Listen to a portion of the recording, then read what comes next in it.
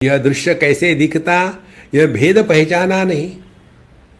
इसीलिए केवल कर्म, केवल उपासना, केवल योग करना पर्याप्त नहीं है। हमको ये जानना पड़ेगा कि जो ज्ञान हो रहा है कैसे हो रहा है ज्ञान। देखो, इसको भी हमने कई बार बताया आपको। जिस ज्ञान में अनात्म भाव का निर्माण होता है उस ज्ञान को बौद्ध प्रत्यय कहते हैं। बौद्ध प्रत्यय माने बुद्धि के माध्यम से गृहित ज्ञान। तो वो कैसे होता है?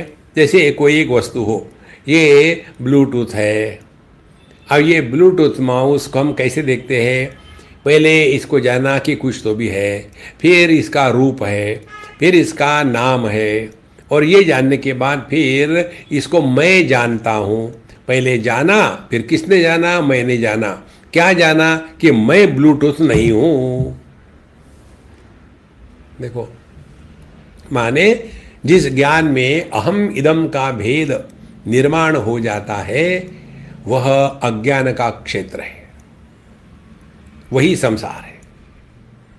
देखो, लेकिन जब हम अपने आप पर आते हैं, यह हाथ मैं देखता हूँ कि यह मुट्ठी खुली हुई है और देखने वाला मैं हूँ। कभी ऐसा लगता है कि यह हाथ मैं नहीं हूँ? नहीं। तो यह जो ज्ञान है, जिस ज्ञान में अनात्म भाव का निर्माण नहीं होता, वो हमको पहचानना है।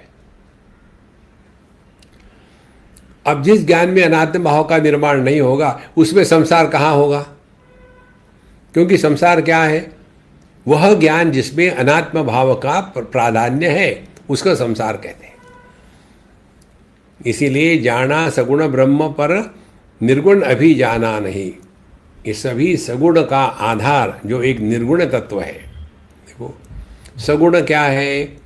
लाल, पीला, नीला। निर्गुण क्या है? दृष्टि। सगुण क्या है? 5 इंद्रिय। निर्गुण क्या है? मन।